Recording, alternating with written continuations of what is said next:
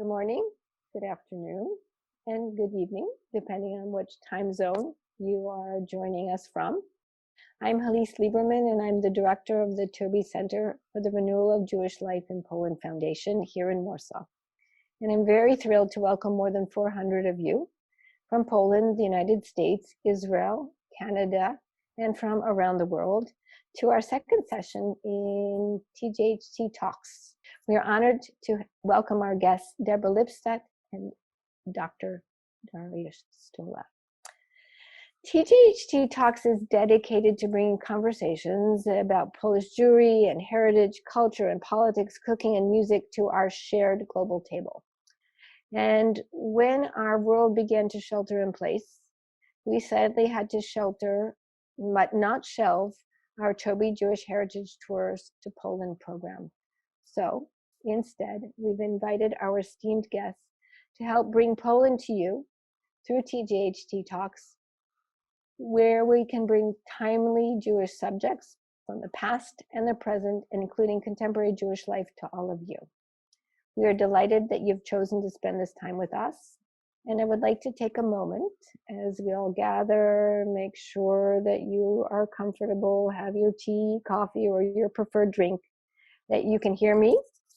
And I would like to also take this opportunity to warmly greet Filip Jashiński of the Polish Embassy in Washington, D.C., Jarosław Lashiński, the Consul General of Poland in LA, Tad, Toby, and Shana Penn of the Toby Philanthropies, our academic colleagues from Stanford, Columbia, NYU, Georgetown, and Jagiellonian universities, colleagues from partner organizations, among them the POLIN Museum, Krakow Jewish Culture Festival, the JFCS Holocaust Center in San Francisco, Hebrew Union College, March of the Living UK, International Association of Genealogy Societies, the Galicia Jewish Museum, Centropa, and the Hillels and JCCs of Warsaw and Krakow, and our wonderful families, the Trammell, Nash, Dollinger, and Orez families, and all of our past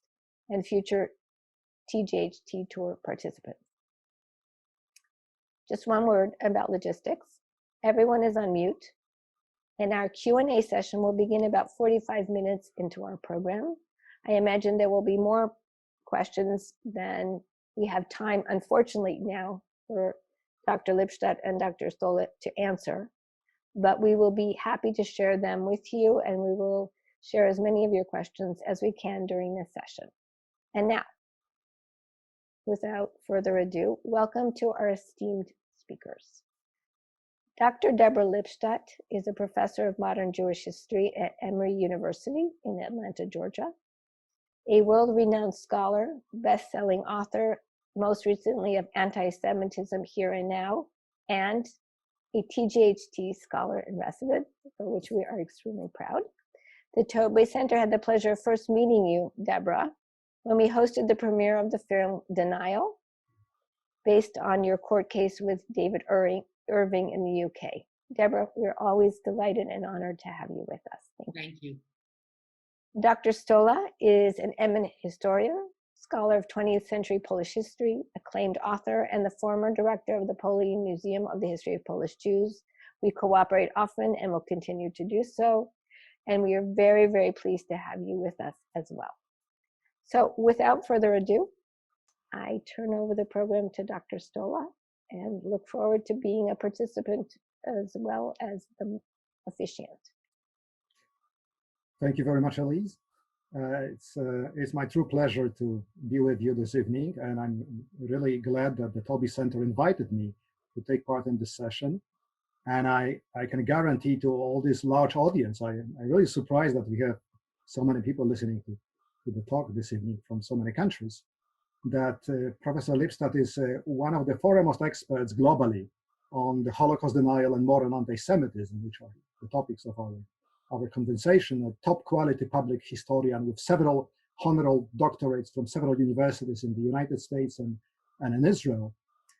And I would also mention to the books that Halise have mentioned, her book on Eichmann trial, a few years ago, and most recently, actually last year, the new book on anti-Semitism Here and Now, and it's really a fascinating topic. So we will have a chance to listen about very current issues. But I would like to stress that, to my knowledge, Professor Lipstadt is the only living historian who is a hero of a Hollywood movie, and a quite good one, actually. If you haven't seen the film Denial, Epidemics is probably the good time, at least a good time for watching films, so you can see it now. So now let me turn to Professor Lipstadt and ask a question which I wanted you to ask for some time. And by the way, the first book of yours I read was more than a quarter century ago when I was writing my dissertation, and that was the book on the Holocaust in the United States, how Americans understood initially the Holocaust. So the question which I would like to start with is the question which is at the intersection of anti-Semitism and distortion of history, which is why some anti-Semites are so obsessed with history that they are not satisfied with insulting living Jews, that they must insult the dead Jews as well. What is the reason of this obsession? It's a great question, if I may call you Dariusz, and sure. It's a pleasure. It's a pleasure being here. I'm a great fan of the Taube Foundation, and I've worked with them for a number of years. And I'm a great admirer of POLIN, the Jewish Museum in Warsaw, which you were the founding director of, and really you shepherded it through those early years. And it is a landmark. And hopefully, many of the people watching from outside of Poland who haven't visited there will soon, and those who have visited will visit again, and those who haven't will have their first visit. It's a great question to begin with, and we could spend the whole time talking about it.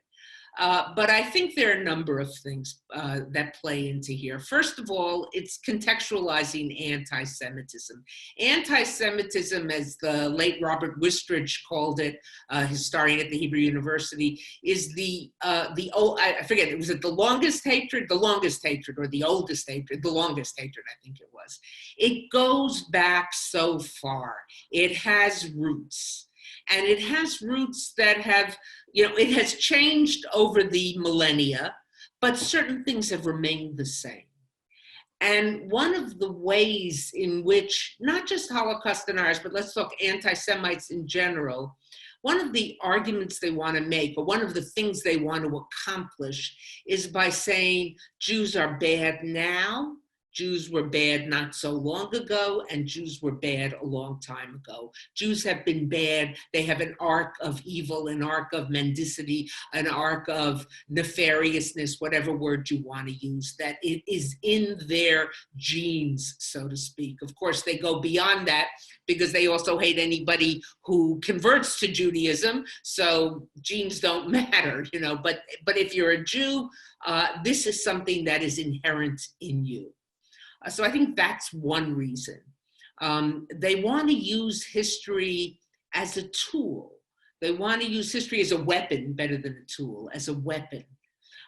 If I can show you the Jews were evil in that they killed Jesus, if I can show you that the Jews were evil, that they poisoned the wells in the Middle Ages, if I can show you that the Jews brought bubonic plague, if I can show you that Jews have taken little Christian boys and used their blood for matzah over the centuries, I prove my case. They've been evil so long, there's no reason for them to change. Now, to zero in, and I'm sorry for such a long answer, but to zero in specifically on Holocaust denial, they have they'll use the history I've just described, this long arc of history, but they'll also, they recognize that they have to dispense with, get rid of, whitewash, use whatever term you want, the history of the Holocaust.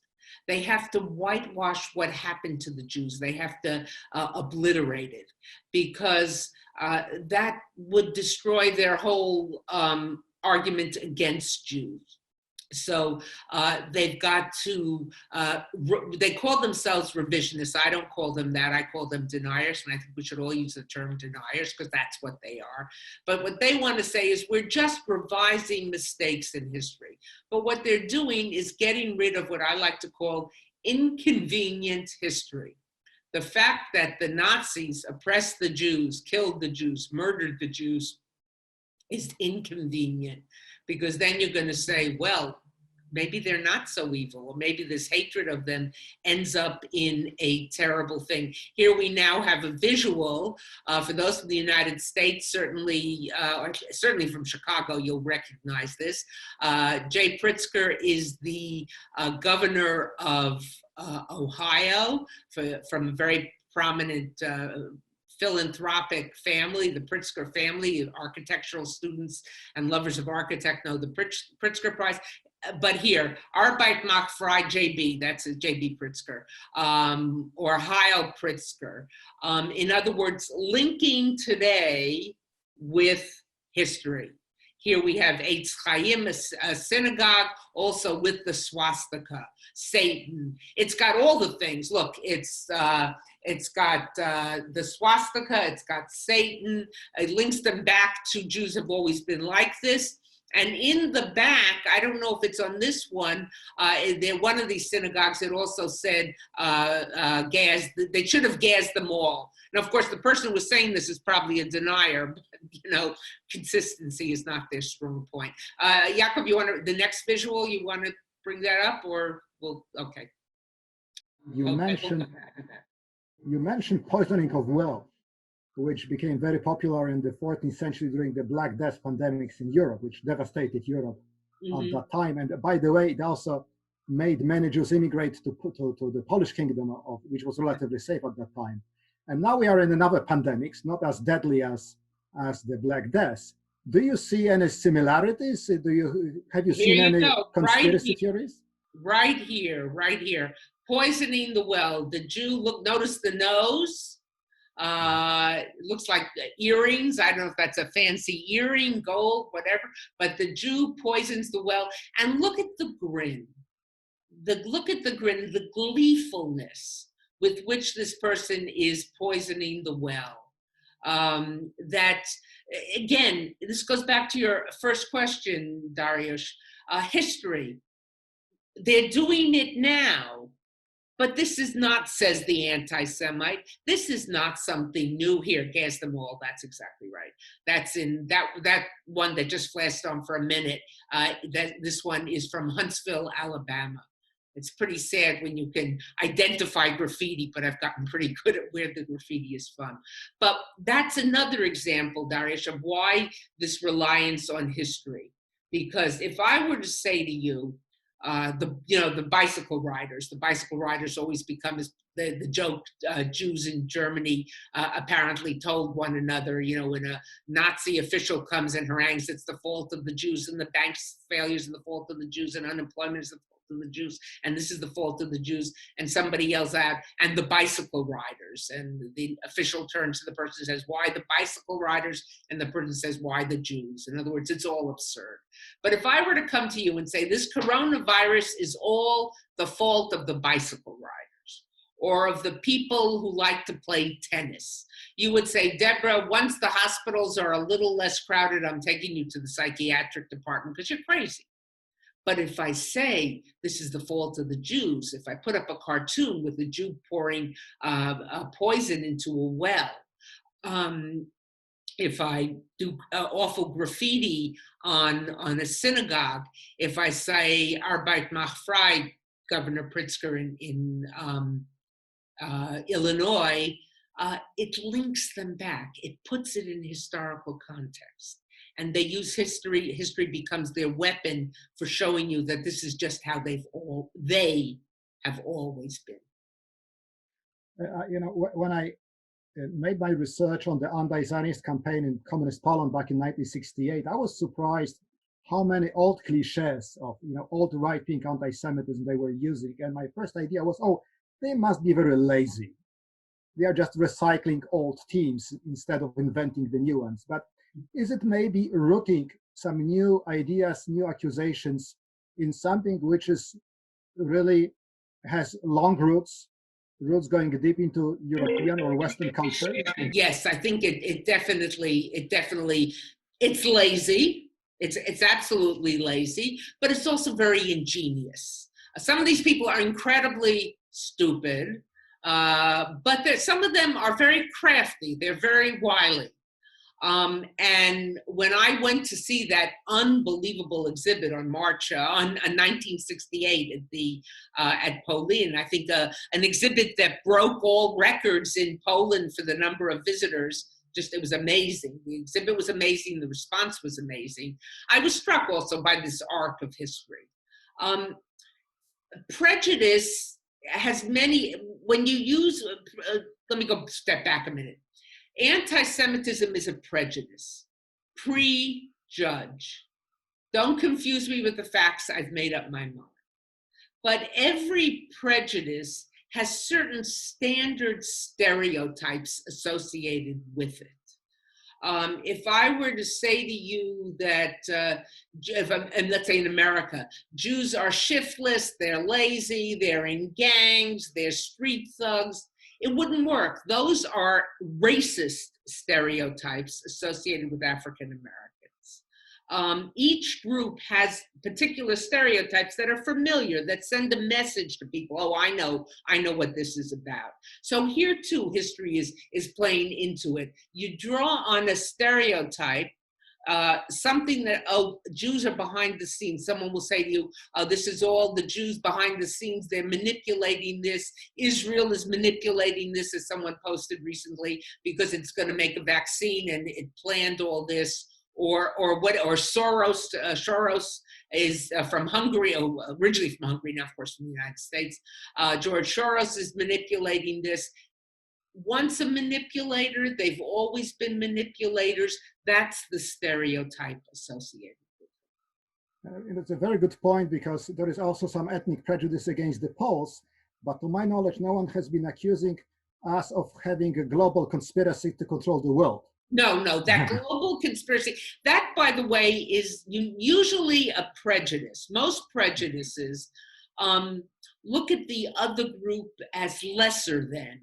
The Poles are, here you go, George Soros, exactly. Very good technical work there, Jacob was bringing these up.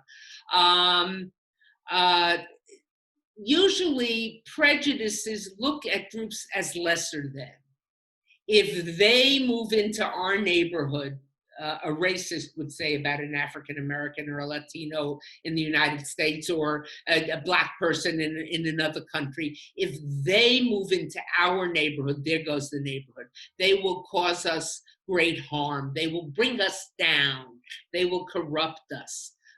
They will ruin our children's schools. With anti-Semitism, it's a little different. The Jew is not just to be loathed, but the Jew is to be feared, exactly as the point you made, because they engage in this global conspiracy. They're smart. They're not smart, good smart. They're crafty. They're clever. They're conspiratorial. And they work with one another, and they aim to do this. So there have been stereotypes of Poles over the years, but not the conspiracy stereotype. That is one that is almost exclusively used on Jews. In the coronavirus, it's been used to a certain extent on vis-a-vis China, and that whole China thing is just emerging now. Certainly the Chinese did things which do not seem to have been very laudable, but the idea of a conspiracy is being used there as well. You mentioned the Chinese, but historically, among these conspiracy theories, there were theories of a special secret cooperation, like Judeo-Masonic conspiracy or Judeo-Bolshevik conspiracy. What are the contemporary alleged allies of the Jewish conspiracy in the world? Well, certainly Israel, and Jews and Israel are used interchangeably. But it's the allies, well, certainly some people use big pharma, the giant pharmaceutical companies. And of course, they'll point to the fact that a few of them are actually owned by, controlled by, founded by Jews, and many are not, but those don't come into the picture. So that's also another conspiracy that you got. Here we go. Are Israel and the global Zionist elite up to their old tricks? Who does it come from? My good friend David Duke, former head of the Ku Klux Klan, Holocaust denier, and all around low life, you know? I mean, but this is exactly you don't have much time when you're trying to incur hate, when you're trying to capture someone's attention, particularly on social media. So you use code words. There are all sorts of code words, racist code words, sexist code words, globalist, conspiracy, money, banks, and those will bring it up. Here we go. The Jew House of Cards selling Uncle Sam. Uncle Sam is the pure one, a house of cards. And who's coming up in the back? A figure of a Chinese. But the Chinese are disrupting things, but they too are engaging in this conspiracy. You know what? If it hadn't caused such, I'm talking to you in Poland, if it hadn't caused such terrible, terrible tragedy, of course, Poland, where the Germans built the death camps, wasn't the only site of tragedy, and you had other, shooting areas, et cetera, during the Holocaust. And then, of course, we've had the Black Plague, which went across medieval Europe. And so it isn't the only place. But certainly, Poland has so many places of that were sites of pain to Jews. If anti-Semitism didn't have such terrible consequences, it would just be stupid. It would just be ridiculous. Think about it. The anti-Semite says Jews are clannish. They like to stick together. Or the anti-Semite says Jews are pushy. They always want to live in neighborhoods where they're not wanted. They want to belong to clubs that don't want them. They're always trying to get into something to pass as not as non-Jews. Or they'll say Jews are all capitalists, Soros today, Rothschild of a previous century. Or they'll say Jews are communists. The communists, I mean, again, if I'm talking to you in Poland, I don't have to belabor the point. Anybody listening, I'm sure, understands that. Well, last time I checked, you can't be a capitalist and a communist simultaneously. You can't be clannish and stick together and have nobody let you in, and be pushy and be trying to get into an area where you're not wanted. But consistency is, the hobgoblin of small minds, as one writer put it. So they don't worry about consistency, but it is truly ludicrous. Look, how ludicrous, again, I'm telling you something you know well, but think about it. Adolf Hitler, I think we just marked the anniversary of his death. In his last will and testament, written the night before, the day of his committing suicide, in it railed against the Jewish conspiracy, railed against the power of the Jews. Now, this was a man who had just overseen the murder of 1 out of every 3 Jews on the face of the earth. This was a man who, for all intents and purposes, had just left Europe, to use the Nazi phrase Judenrein, empty of Jews. I mean, it isn't completely empty. Even Poland, you have in Poland, you have a rebirth, not what it was, but certainly something no one expected. But still, the communities in virtually every place, Jewish communities are shadows of what they once were, all because of the genocide program led by, inspired by Adolf Hitler. And yet here he is at the end, and what is he talking about? The power of international Jewry. It is completely crazy, but no one ever lost, as to paraphrase H.O. Mencken, an American writer, no one ever lost the fortune betting on the consistency of the anti-Semite. Here we go. Hey, Pritzker, Hitler called, he wants his police state back. This guy posts lots of this stuff. Jewish governor and chief perpetrator of the Holocaust. And it's very disturbing. Look, we have anti-Semitism from the right and from the left. We're focusing here, the ones we've been showing right now, because that's where it's coming from. There's a mayor of New York, very much a progressive, a man of the left, who posted a terrible tweet last week. A group of Satmar Hasidim had attended a funeral, 2,500, no social distancing, some without masks, and he wrote, "I'm warning the Jewish community." He went from one group of 2,500 Satmar Hasidim to the whole Jewish community. He apologized. It was wrong. It was, he's not an anti-Semite, but it was falling back on an anti-Semitic motif, taking a small group and making it representative of the entire community. However, and I have heard about that lots and lots.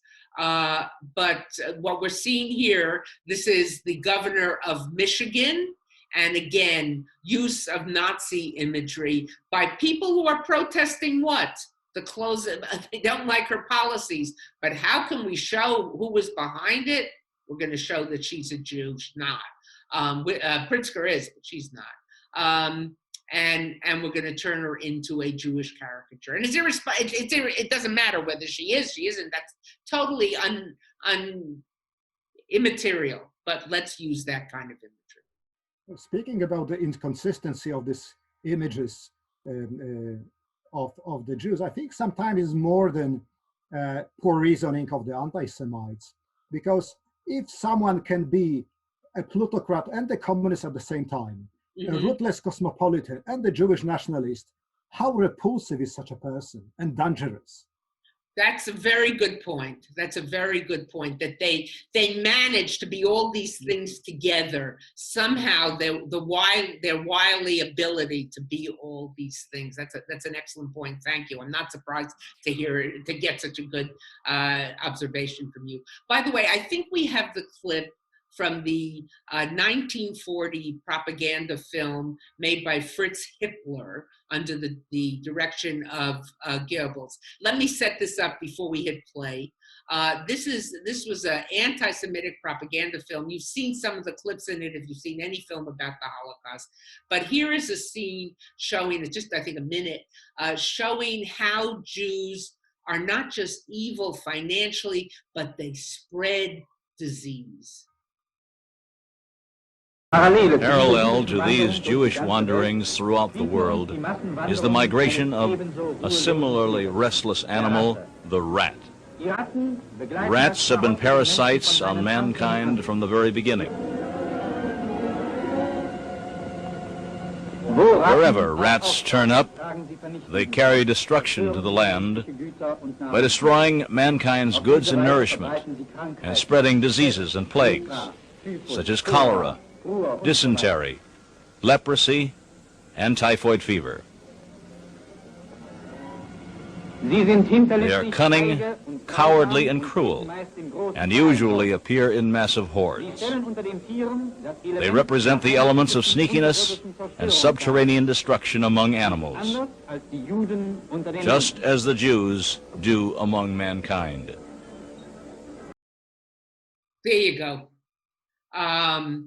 Sneaky, subterranean, come in hordes, and then of course they use clips from the ghetto. The extras that they used in that film were from the ghettos, which had just been established.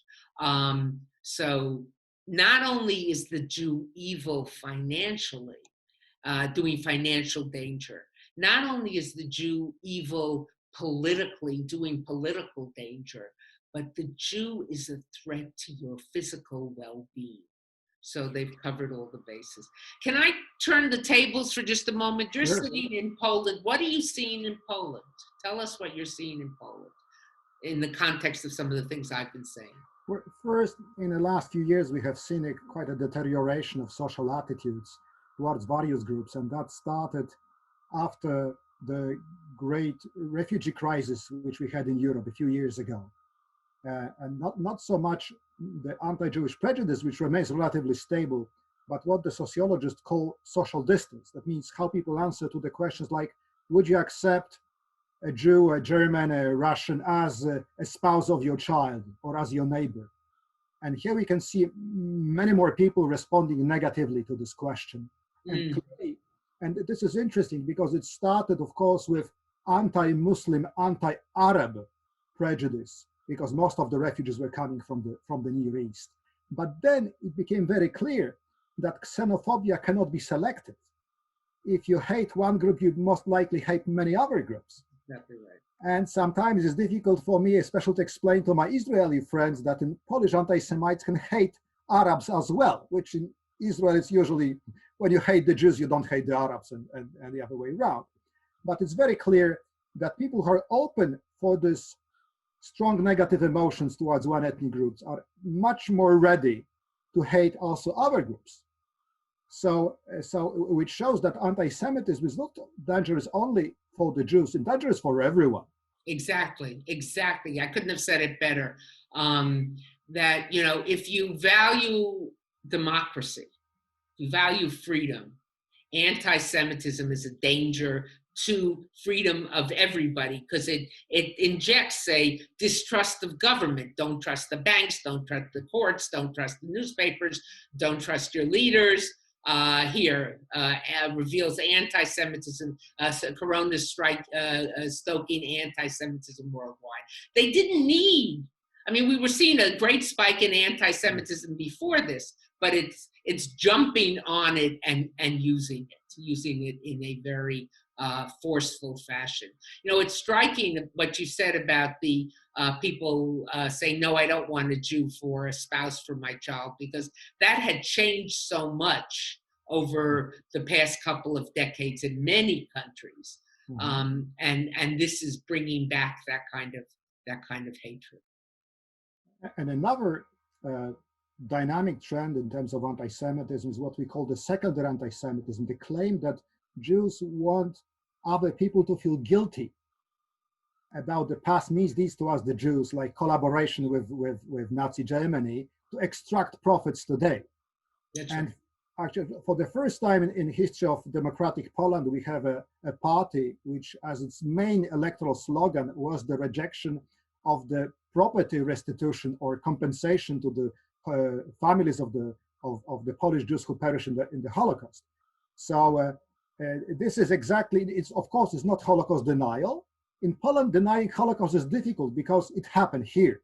Right. And actually, there are still, these people are old, but there are still so many people who saw it. Christian Poles who could see it, hear it, and smell it.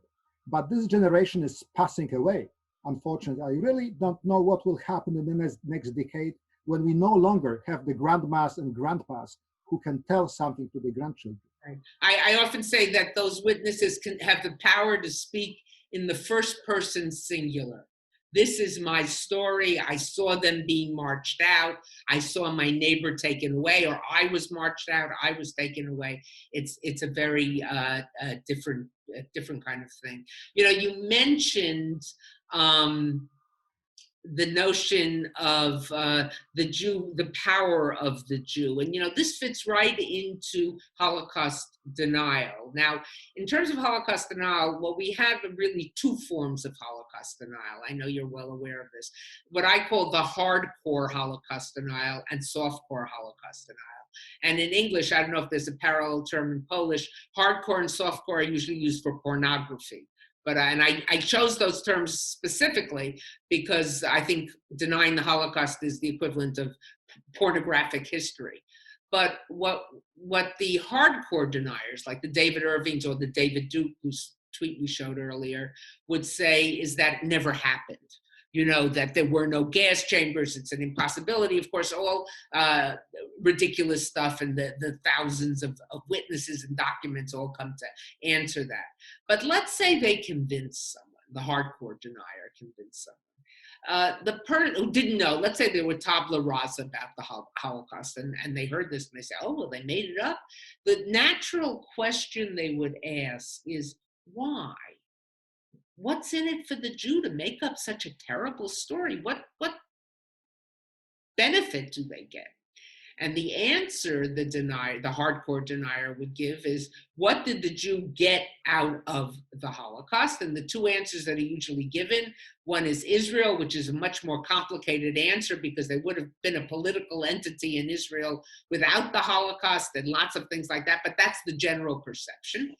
And the second thing is reparations, which is a fancy word for money.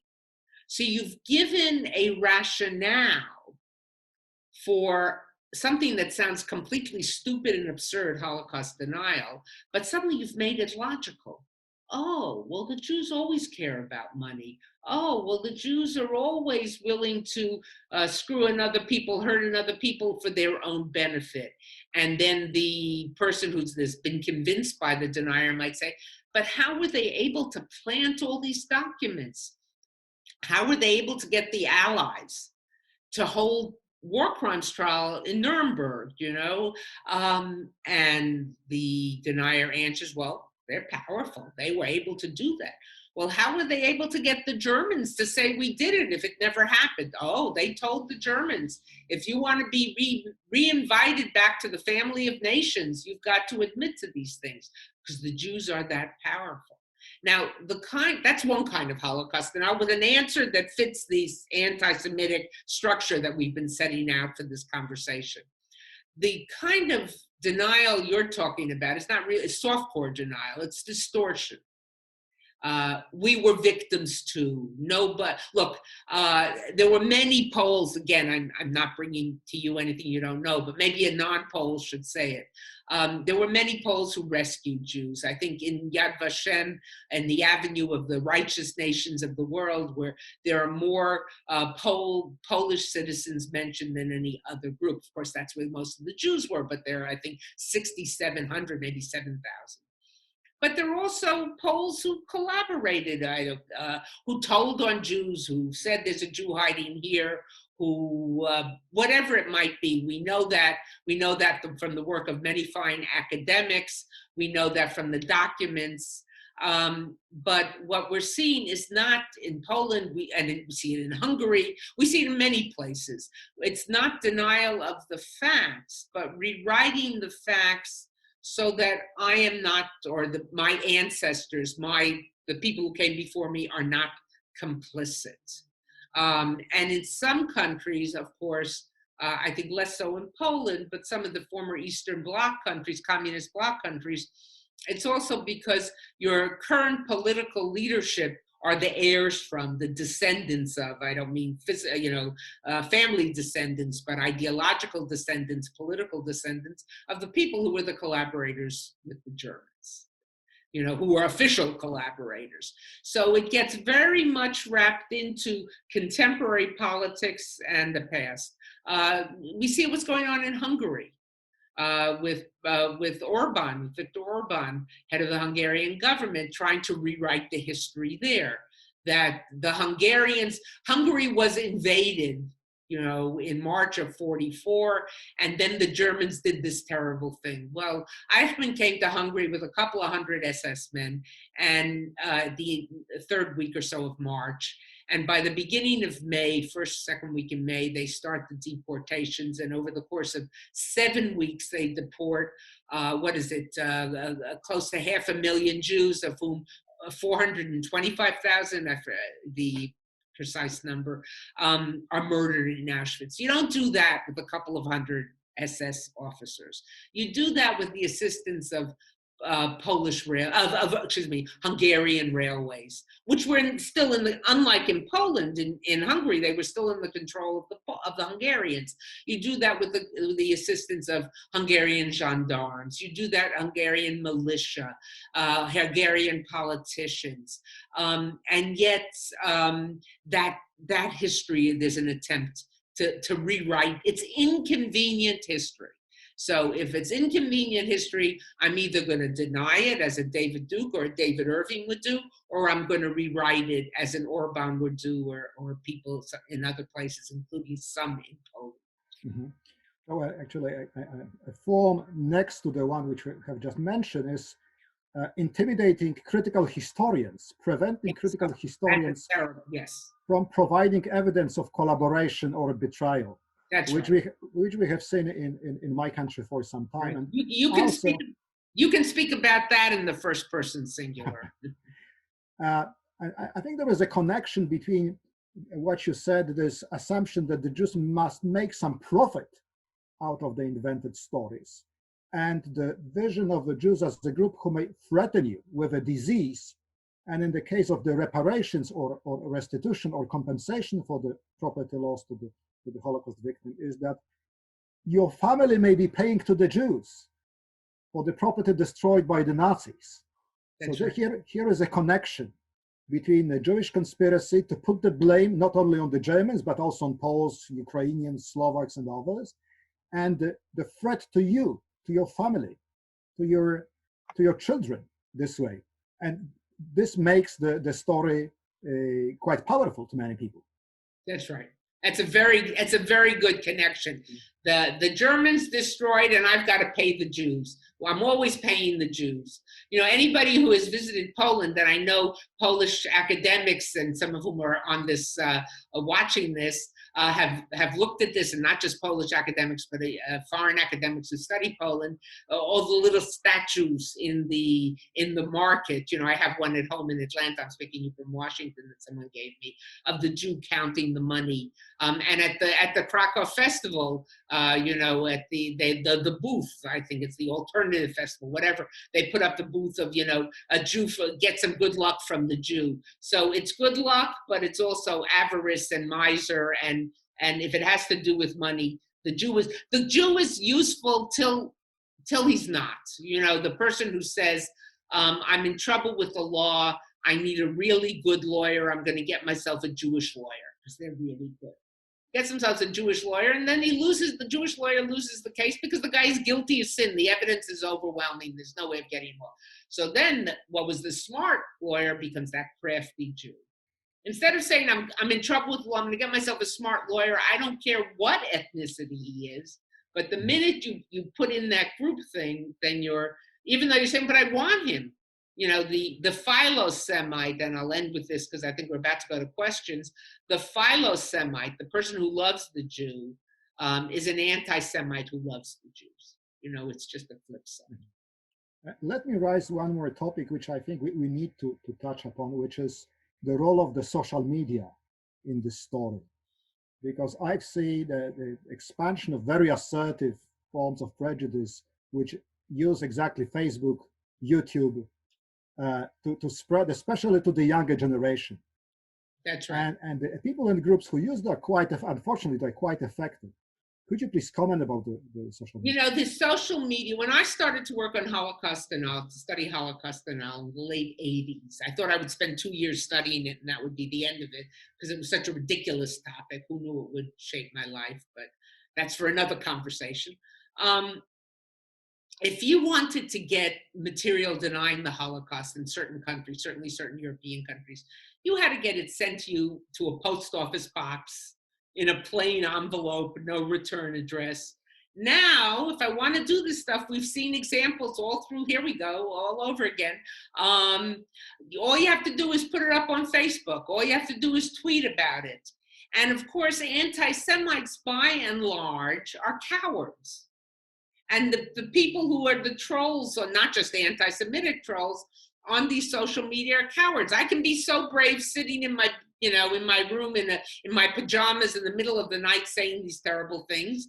But it's allowed now for the dispensation of hatred, not just anti-Semitic hatred, racist hatred, hatred against Sinti and Roma, hatred against people, Asians, Chinese Americans who are under threat often here in this country. But it allows it to proliferate in a way that we never saw before. It's a whole new ballgame. I think the social media are a very useful vehicle also because they favor fake news, highly controversial and emotional content. And this is exactly the kind of content that anti-Semites have been using since late 19th century. That's right. The original modern anti-Semitism that began in Germany in the late 19th century spread out thanks to a new medium, which was the cheap press, the yellow press. So it followed the technological revolution. That's right. And now we have another technological revolution and a new set of ideas that are rooted in these old ones. But do you see any ways to contain it? Contain, I don't know. Contain is a word we've been using about the virus. We haven't done a very good job at that, certainly not in my country. What I see is the need to respond, not to the idiot kind of statement, but if someone puts up facts that are simply wrong, for good people, Jews, non-Jews, doesn't matter what, where, Americans, Poles, Canadians, Australians, Brits, any place, to respond. I'll give you an example. A few weeks ago, when it was announced that Israel was pretty close to working on a vaccine, now, of course, many groups are, or news has come out, but Israel was one of the first places in which it was reported.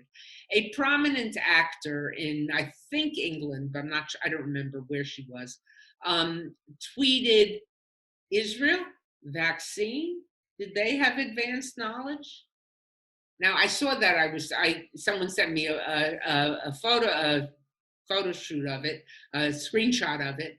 But had I seen the actual tweet, I would have said, Israel, Oxford, Berlin, Stanford, all the different places. There are over 90 companies, I think, in the United States alone that are working on vaccines. But once all that came out, she got quiet. So I think it's very important to have to answer, not answer by saying you're an idiot. Most of these people are idiots. There's no question about it. They're haters. They're vile. But not to get into a match, a playground match. There are graphic ways you can explain it, but people can do that themselves. But to answer with facts. Now here's the difficulty. It's the last point I'll make. And it's one of the conundrums. It's why you and I are sitting here spending this time talking about it, knowing we haven't resolved the matter. But it brings us back to where I began, where we both began. Anti-Semitism is a prejudice. It prejudged. Don't confuse me with the facts. I've made up my mind. A plutocrat and a communist, etc. It doesn't make any sense. Makes no sense. Hitler writing about the power of the Jews when he's murdered 1 out of every 3 Jews and left the whole continent practically empty of Jews. It makes absolutely no sense. But the problem is, if you begin to answer the anti-Semite with facts and say, but that's not true. What you've done is you've given him or her a certain gravitas, a certain credibility. It's a conundrum. You want to answer, so don't get into a fight with the anti-Semite. The person we're trying to reach is the people they might reach, the people who are, as I said before, tabula rasa, or don't really quite understand what's going on, and to show them the absurdity. Let me give a positive example. Our colleagues from the Auschwitz Museum, they have a very effective online campaign of responding with very factual statements. That's right, exactly. And it and works very well. Very well. They do it very well. Let me show you the facts. Exactly. So I don't want to jump in because this conversation is very, very compelling, and I know we could all enjoy many, many, many more hours with both of you. So before I thank you, you've actually addressed some of the major questions that popped up from our audience, but I will share a few just before we finish. We have about 10 minutes. One is several people asked about how does one reply to social media? At one point do you step in, and what point does it become a fist fight? What time, at what point does it become actually positive information? And people would like you to respond to that. But something interesting also popped up from Yoav Yaron, who said, we're seeing a lot of Jewish related or Israeli content on popular television, especially Netflix, like Unorthodox and Fauda. And in your opinion, what is this influence, especially in these times, on the perception of Jews? It's hard to know. I'll deal with the second one first. It's hard to know. Unorthodox has been one of the top, shows. People have been critical. People have been very praiseworthy. The acting is terrific, and that goes without saying. It's hard to know. I think on some level, now I'm a bit of a sometimes I'm a pessimist because I like to be pleasantly surprised. If you're an optimist, you get disappointed. I think for some people, it's confirming what they knew, what they believed before. Those Satmar, they're terrible people. They live in isolation. There's not a sweetness amongst them or whatever. And for some people, they talk about, look at those strong family connections. Look at the challenges. So it's hard to know, but I think it's a very good question. And my guess is, people who study communications, people who study popular media are looking at that. I think it's also reflective of the fact that Israel is producing, Fauda certainly, and others, shtisel, right? Much better stuff than they've ever produced before. Some of the finest entertainment is coming from there. How do you respond? I'll go back to the point I made earlier. Please do. Thank you. Don't get into what we'll call a pissing match. Don't get into, you're an idiot, you're a dope, nobody ever changed their mind because of it, and all you do is come down to their level. But if you can somehow answer with facts, you got to do your homework. You got to know your information. If you can find a way of answering with facts, of showing the ridiculousness of it, then I think I'll give you an example. A friend of mine once was sitting with a group of non-Jewish other friends, I think graduate students, and one of them suddenly was going to talk about a store in New York where you could get great bargains. And she turned to my friend, the only Jew at the table, and said, oh, you're really going to be interested in this. Now, these were all graduate students, eking their way through graduate school on minuscule budgets. And my friend said to the other woman, I didn't know Jews were the only ones smart enough to want to try to save their very hard-earned money. And the woman who made the comment got it. In other words, when I said to you, everyone is interested. If I can save money, especially if I'm a hardworking person and a graduate student living on a minuscule budget. So sometimes it's a way of just finding how to respond, how to find the weak point. It's not easy, but it's necessary. I will end with, we have many incredible questions and comments, which we will share with both of you. But I would like to share a particular one as we draw to a close from Natalia Romek, who is very, very involved with the museum, an incredible architect and designer. And she designed the 68 exhibition. Exactly. Brava. Exactly. And I wanted to share that with you somehow. Oh, she showed me around. Of course. And then I did press. Exactly. So she writes, and I had a great opportunity to show you around our exhibition about March 1968, which Dariusz brought up earlier, as did you. At the time, we were talking about the role of the press in building and escalating hate speech. What do you see in the area of epidemics, closed museums, closed universities, as a counterweight to these terrible tweets, websites, and escalating anti-Semitism? Can isolation, for example, the inability to attend demonstrations, strengthen anti-Semitism? And perhaps most importantly, what is your advice for young people and for all of us? Okay, first of all, what's her first name? Natalia. Natalia, you got to spell anti-Semitism without a hyphen. One word, small s. Antisemitismus. There you go. Right there. Mm-hmm. Someone's correcting it for you or highlighting it for you. And if you want to know why, it's in my book. You can read it. I'm sure you know why.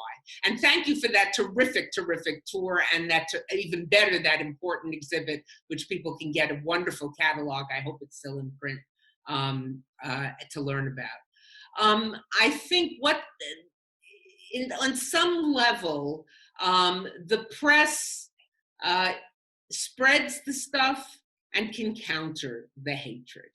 And I think we have to call them out when they do that, and not call them out and say, oh, you're an anti-Semite, oh, but call them out by showing it. We have to play, and we have to be smart about this.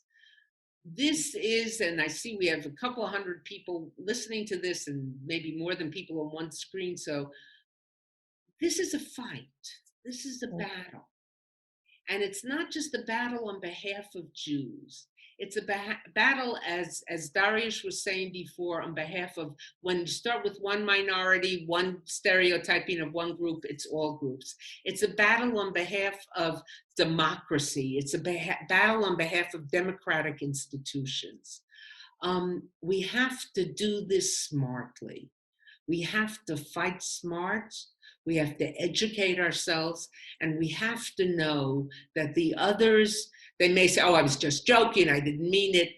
The Auschwitz didn't, the Nazis didn't come into power in January 33 planning on Auschwitz. It's step by step. I usually don't draw Holocaust analogies because I think it can get very dangerous. But by the time you get to real persecution of any group, it's usually too late to stop it. We have to stop it with the small things. And that's why I was so glad to have this opportunity this afternoon. I would like to take the opportunity. I don't want to. I don't think any of us else on this call conversation wants to let you both go. We hope we'll see you both again. Dr. Lipstadt, Dr. Dariusz Stola, thank you very, very much for the conversation that you've engaged us in. It's been compelling and thought-provoking. I think at the very end, it's really, for all of us, it's a call to action, which is something that I think we all take very seriously, and your words are very inspiring, and the way you framed it makes our job perhaps even more compelling, more immediate than we might have thought. And so we're all very grateful.